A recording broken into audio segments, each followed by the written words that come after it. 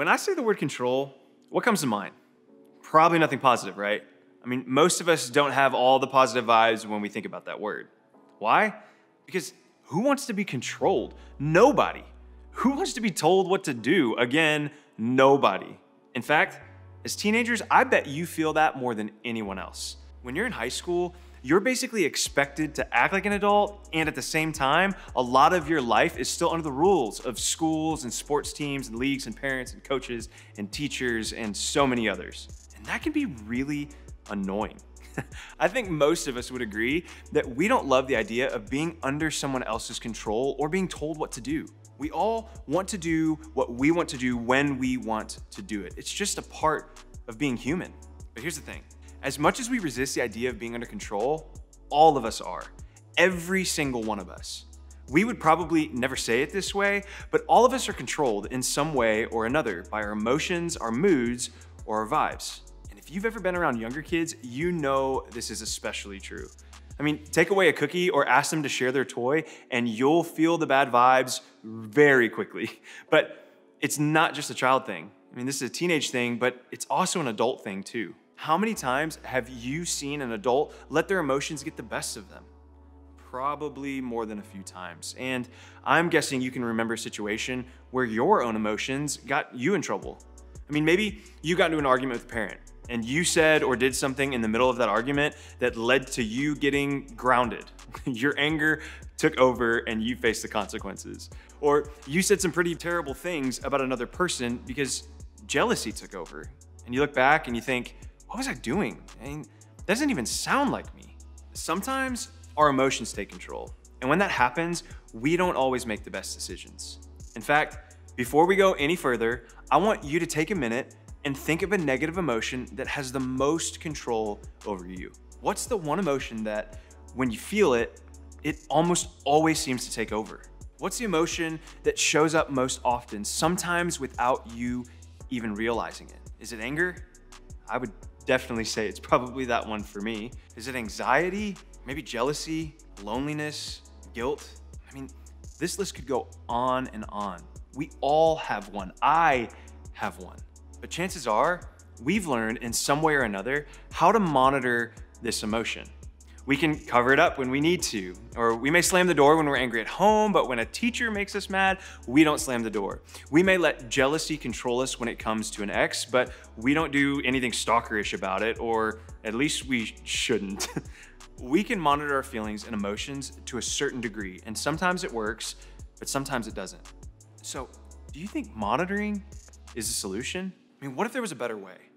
What if there was a solution that went beyond just monitoring?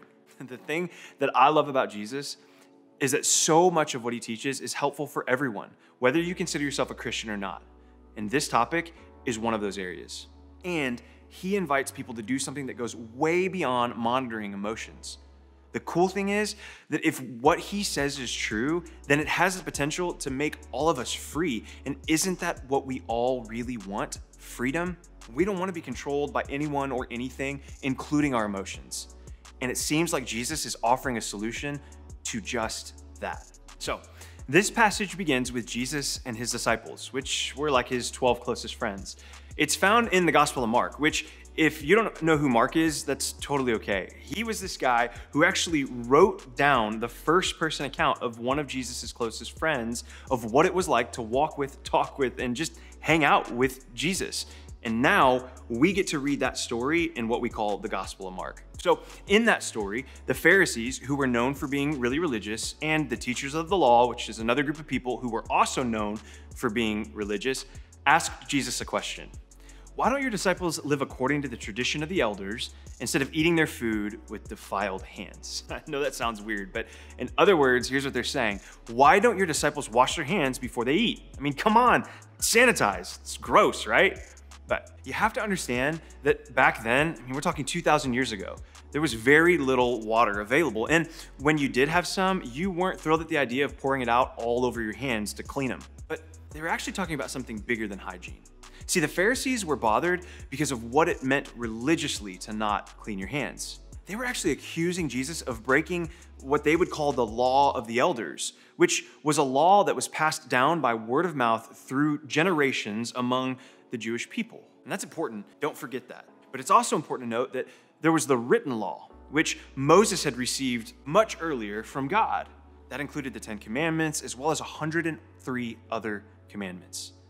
And it was really tricky because sometimes the oral law was in conflict with the written law. The whole situation was so confusing. So if you're confused, I feel like maybe I'm a little confused right now, it's totally okay. But Jesus speaks right into what matters most. And he answers their question in sort of a genius way. Instead of just coming for them directly, like with his own comeback, he decides to quote somebody that they would have respected highly, the prophet Isaiah. Look at what he says. He says, Isaiah was right when he prophesied about you hypocrites. As it is written, these people honor me with their lips, but their hearts are far from me. They worship me in vain. Their teachings are merely human rules. And then, in case it wasn't totally clear at that point what Jesus was getting at, he sums it up this way. He says, you have let go of the commands of God and are holding on to human traditions. In other words, Jesus is saying, you're not trying to lead people closer to God. You're looking to make power plays that keep you in charge and keep other people under your control, and that's not the way that God works. But Jesus still isn't done. Look at what he says next. He says, listen to me, everyone, and understand this. Nothing outside of a person can defile them by going into them. Rather, it is what comes out of a person that defiles them.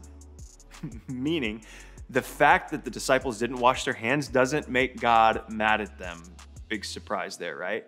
See, what Jesus is saying is God is bigger and better than all of that. Back in the day, God gave people the law because he had their best interests in mind. He wasn't trying to keep himself happy by controlling and manipulating their behavior. And Jesus basically says, don't you see that whatever enters the mouth goes into the stomach and then out of the body? Yeah, I know it's kind of gross to think about. It's really a biology lesson that he's giving them. He's saying what goes in must, you know this, come out. But what comes out of a person's mouth? Those are the things that actually defile them. Basically, what he's saying is we aren't in conflict with God because we accidentally eat the wrong thing. We are in conflict with God when what comes out of our mouths hurts the people that God loves. And spoiler alert, God loves everyone. I mean, that was the whole theme of Jesus' teaching. That God loves you, the person beside you, in front of you, behind you, the person next to you at school, beside you in the car, in your neighborhood, and on and on and on. God loves people. In fact, you could say that everything Jesus taught really centered on that idea, how we love God by loving other people. But we're not going to stop there. Because when Jesus talks about what puts us in conflict with God, he talks about how the source of our offensive words and deeds is inside of us. It's the emotions that we're trying to monitor and control. This is what Jesus said. For it is from within, out of a person's heart, that evil thoughts come. Have you ever thought about that? I mean, haven't you found this to be true if you really think about it? Everything begins with just a thought. Jesus mentions murder, adultery, greed, malice, deceit, and folly. And every one of those things begins with a thought. And that last word that he says, folly, that really sums it up. I mean, folly is just bad judgment. And your greatest regrets with your friends and family were probably the result of bad judgment. Anytime you look back and think, how could I have made that mistake? I mean, why would I do such a thing? Or why would I say something like that? That's folly. And Jesus is saying all that stuff starts in your thoughts and emotions. And he cares about what could happen as a result of it. And here's how this is connected to what we're going to be talking about the next couple of weeks. The negative emotion that we try to monitor, the anger that we don't seem to have control over, the FOMO that gets us in trouble and causes regret, the fear that we look at and wish we could just chill out about, the guilt we're trying to hide from or just play off. It comes from our internal environment, our emotions. So for the next couple of weeks, we're going to start paying more attention to the world inside of ourselves. And we're going to try to form a habit of telling ourselves that it doesn't have to control us anymore. Maybe it controlled us in the past. I mean, maybe we let it lead us toward making some mistakes or even hurting other people, but not anymore. We're going to stop giving it that type of power. Now, here's the reality. Emotions aren't always bad. Emotions are part of being human, and they help us figure out what's right and wrong around us. But when they control us and they make us do things that we don't want to do, when they keep us from living the full life that Jesus intends for us, then our emotions aren't helpful anymore, and we have to rethink how we're handling them. To do that, I want you to remember one simple truth. Because of Jesus, emotions don't have to be the boss of you. Jesus is a way better boss than any negative emotions you feel, and he can give you the strength to stand up to that emotion that's trying to control you. The truth is, this doesn't come naturally. I mean, we live in a culture that doesn't really help us see and talk about the emotions that we have going on inside of us in a healthy way. From what we see to where we go for advice or even what we listen to. I know that that's been an issue for me in my life, and it might be that way for you too. We can be made to feel weak or overly sensitive for talking about our emotions. I've felt that way before. But here's the truth. It's good for all of us to learn how to name what emotions we're experiencing and then learn how to keep them from controlling us. Because when our emotions control us, we end up doing or saying things that hurt ourselves or others. This is so important, and this has been so impactful in my life. So there's just two things that I'd love for you to try. First, think of the top 1 or 2 emotions that you have the hardest time controlling. I mean, these are the emotions that control you more than you'd like. Maybe it's anger, fear, insecurity, jealousy, greed, anxiety, or something else. What is the one emotion that no matter how hard you try, it just keeps showing up? And then second, start checking in with yourself. This week, I want you to begin asking yourself at the end of each day, how am I really doing? This is a game changer. As you look back on the day, I want you to pay attention to the emotions that were a big part of it. Don't ignore them. Give them thought, focus, energy, and attention. I mean, were they positive or negative?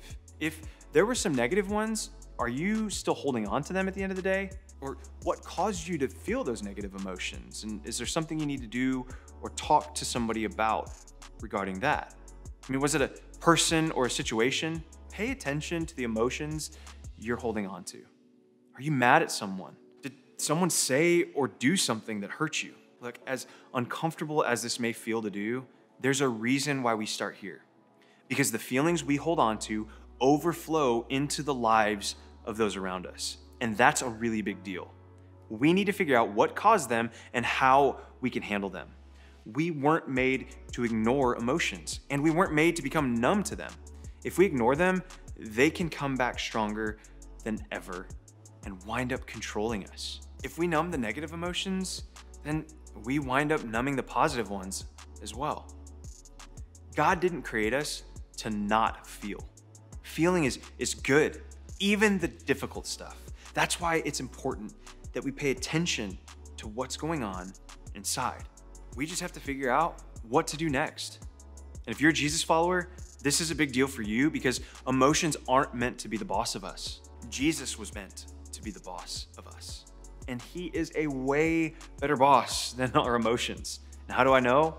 Well, in the Gospel of Matthew, written by one of Jesus's closest friends, he writes out the words of Jesus when he said this.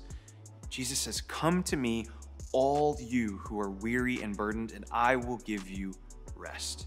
And then another time, Jesus said, "Peace I leave with you. My peace I give you. I do not give to you as the world gives. Do not let your hearts be troubled and do not be afraid." How good does that sound?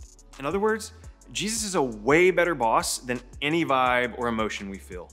He's worth listening to when it comes to how we handle the emotions that we have. And if you follow him, you'll find this out for yourself. Because of Jesus, emotions don't have to be the boss of you.